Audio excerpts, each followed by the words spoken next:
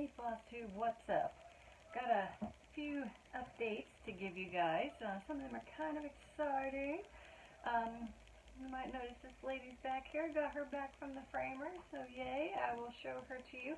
It's probably going to be a bit of a pain though because I put glass on her and on the other piece that I got framed, so reflections are a thing.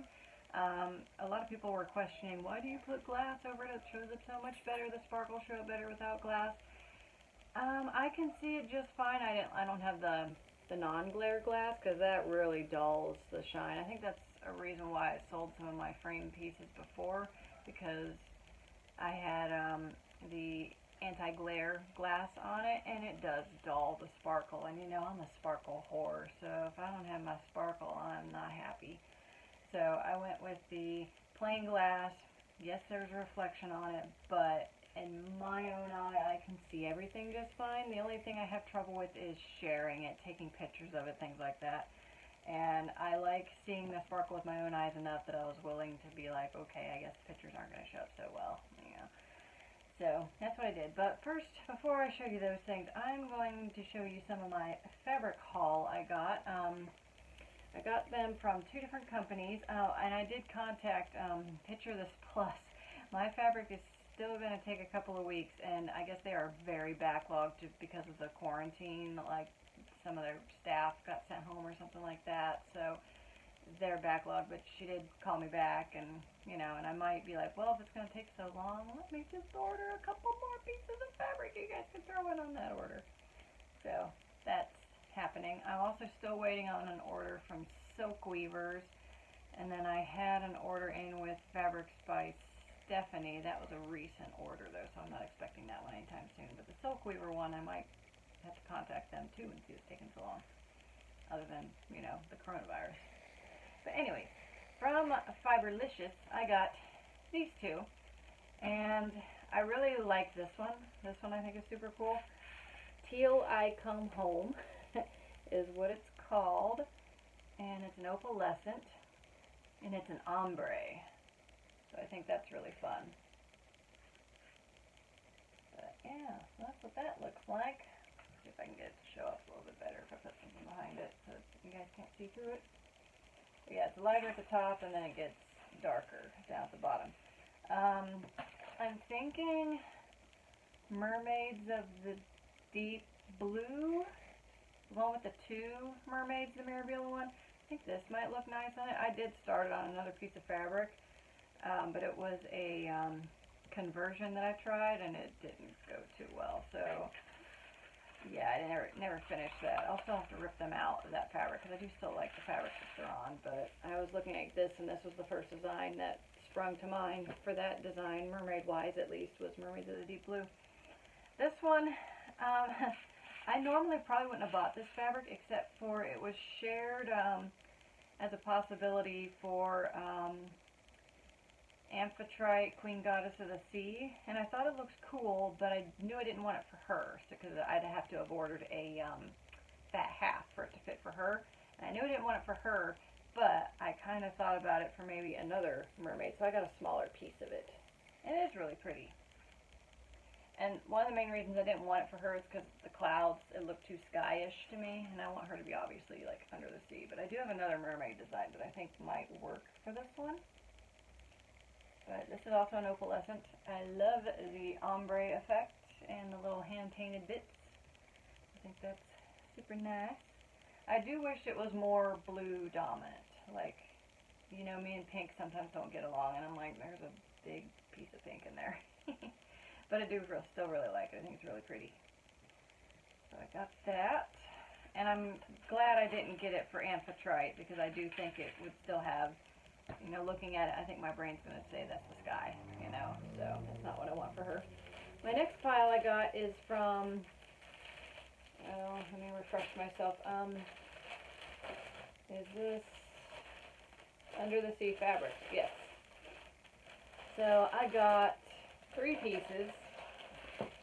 2 of them, I'm really happy. One, I'm like, but I can still use it.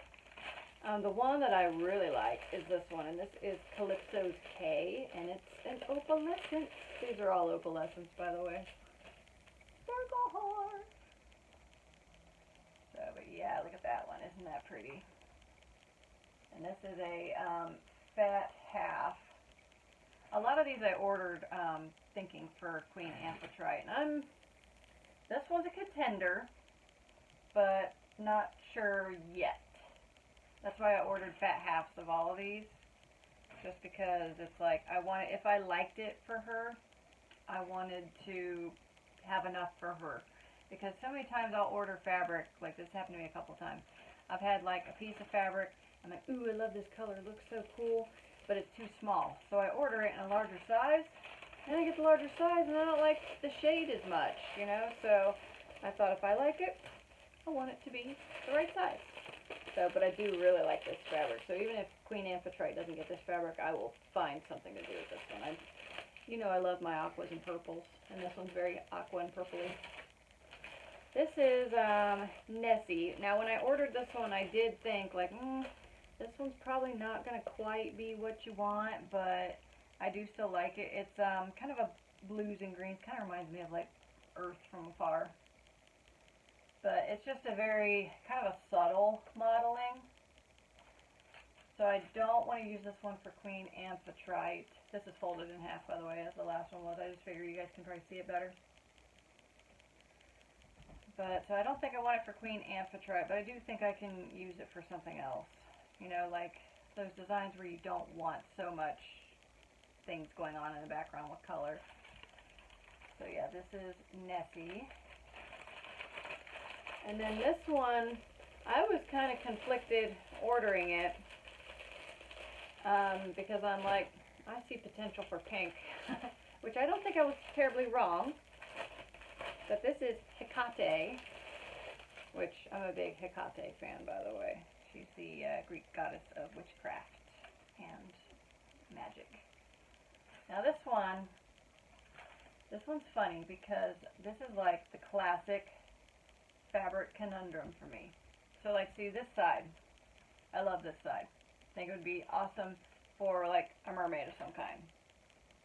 And see how like, there's almost no pink at the bottom, but there's a ton of it up here. And then you switch sides, and there's hardly any blue on this side. So this is my conundrum with fabrics, because like, if I saw this, and I'd be like, ooh yeah, I want a piece of that. And then I got this, I'd be kind of like, you know, so that's the fabric conundrum though. And this one, I've got a couple things, and I also bought this because, looking at it like on the screen, I thought, ooh, that might be cool for Fairy Moon, you know. But I was kind of like, oh, I don't know, because I'm still really feeling Da Vinci for that. But I got a piece big enough in case I wanted it for either Amphitrite or Fairy Moon. I think there's too much pink in it for me to want it for Fairy Moon. But I definitely think like this side has potential to go with a mermaid of some kind. I'm not sure which mermaid it's going to be yet. But, and then I think I can find something to do with this one. But yeah, I just like the side with the more purple blue and just a little bit of pink. I mean, it's not a bad pink. It's kind of a berry. You know, the pink that I really hate is the Barbie pink. You know, so I like peach tones. I like to some extent the 80s hot pink because I'm an 80s child. Okay, that's all my fabric. A little bit more haul, I guess you'd say. This is something I'd been eyeing for the longest time on eBay, and I finally decided to get it. And, oh yeah, you know, it's a parrot, and it's got some flowers, and it's got some orchids. But I think this would look really cool on an overdye, and it's I don't know if you can kind of tell, but like there's no quarter stitches in this, so I'm like a few quarter stitches and maybe a little sprucing up of some of the fibers, maybe add some sparkles for some fun. And I think this will be really cool. This comes with the supplies. I don't know if I'm using them, you know, because I usually don't like the kit supplies. They usually, and especially the Ada, like burn it. Okay, and then the next thing. I guess I'll show you my framing jobs. Some of you guys were waiting for that maybe. So, aside from Mermaid of the Pearls, I have Theresa Wenzler's unicorn, and I'm going to try and get this to where the glare is not too bad. There we go. I went simple with this one because when I played with mattes, like, I didn't like it, and I kind of like the black edge around it. My frame, so you guys can see, it's kind of a funky green color, which I knew I was probably going to want a green frame for this one. And I remember I picked the one off the wall that I thought, ooh, yeah, I'm going to like that one.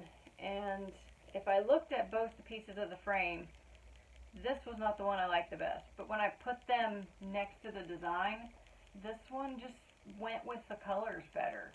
So I ended up going with this one. And it's funny, there's a little hair that's under the glass on this, which I'd be cranky about it, but the gal that does my framing, she doesn't charge a whole lot, and her store's going out of business in September, and she's like 80, so I'm not going to gripe on it too much. If I really wanted to, I could cut the back open, pull it out, get the hair out, tape it all back up again. You know, it's not really that big of a deal. I do like that you can still see, you guys, there's my curtain set. Let me just get closer to you guys, maybe that'll help. But you can still see my little fireflies that I added in there. So I like how they look. And yeah, I'm not sure where this is going to go. I think I'm just going to keep it in here somewhere. Sometimes I think about hanging it like right back there, but I kind of want to put a shelf back there for some other stuff. So this whole wall over here that you guys can't see, it's blank. There's nothing on it. I do fancy hanging a ton of mermaids on it, but right now my only two frame mermaids are her and Waiting for Ships. Waiting for Ships lives in my bathroom, and I like her there. So I'd be just hanging up her, so she'd be hanging up by herself, and that's probably going to be a while, because even if I finish this girl, which I'll show her you as well, show her to you, even if I finish her soon, my framer is closing her shop, so I'm going to have to find another framer, or learn how to start doing it myself, which is probably what's going to happen, because for this one and that one, the frame and the jobs cost me like 200 bucks, and like usually I think that alone should have cost 200 bucks. So I know this went kind of simplistic. Sometimes ordering the mats and stuff like that, or the glass, is what makes things pricey, but I still don't think that's too bad. So I think even if I finish something soon, I'm not going to have like this big mural of mermaids anytime soon. So I don't know what I'm going to do about that. But yeah, there's my Theresa Wenzler's unicorn. I'm very happy with her. She's one that's super hard to take a picture of too because she's so dark. So, but let me show you this one. I'm really happy with how this one turned out. I was very conflicted when I was thinking about getting her framed because she's so like kind of at an angle that I didn't know if the negative space was going to be a problem. But I like it. You can still see the beads perfectly fine. She still sparkles just fine. There is one area that's driving me nuts, and I don't know if it's going to, which this happens a lot of times when you frame beaded designs. There's a couple beads laying on their sides right there, and that's bugging me. So yeah, but that's the only gripe I have. I like how she came out. This wasn't exactly what I was envisioning, you know, it never happens that way. Like I was thinking of maybe picking out some like limey kind of greens and maybe some violets in the matting. I wasn't thinking of doing a sea foam, especially because this fabric's an overdye. You know, you can't match it perfectly. But, and I did know, like, the frame. I knew that was going to be probably silver, and that's what this is. It's silver, which this inner mat is silver, too. I don't know if you can tell. But I was looking at a couple different silver mats, or frames, and I had one that was kind of a white pearl color. And I thought, ooh, that might be nice because she's Mermaid of the Pearls, you know, and I kind of fancied maybe having a pearl board too, but she didn't have one like that. But when I held the opaly looking, pearly, whatever looking frame, it just kind of looked pink, you know, so didn't do anything for me because it's pink. But then it wasn't a flattering pink. Once I got this all laid out, I'm like, you know what, I think that complements her the nicest, you know, while, you know, not being too busy. So yeah, I'm very happy with her. But for now, she's sitting right back where she was, only she's in a frame now. so I don't have to worry about like dust or anything like that getting on her. Because my waiting for ships, she's got, you know, a fair bit of beads on her, and there's just like little bits of dust and stuff and cobwebs that I've collected on her, and I don't want to be dusting my mermaids and her pearls. So yeah, with those two things, I'm wanting to enter them in the fair this year, the county fair. We are still having it. Today is July 23rd, and the fair is on August 14th. So, as far as I know, the fair is still on, and I'm going to enter a few things, which was the plan pre-COVID anyways. And I'm kind of thinking maybe, I don't think I'm going to hang out at the fair too much, but I do want to enter some cross stitches. Because last year when I went, I swear there was only like 5 things put in. And there's 5 categories, I think. One of them I eliminate outright because it's, what's that plastic stuff? I can't remember what it's called because I don't use it. But it's for that type design work on that plastic stuff. Then there's a category for up to 8 inches.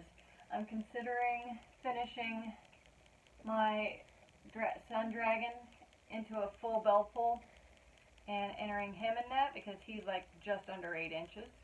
And I'd like to enter him because he doesn't really have any beads. I mean, I put that one crystal on him, but most of him's metallic.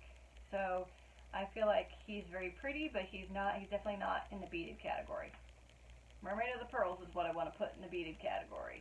And that one, size doesn't matter, so I want her in the beaded category.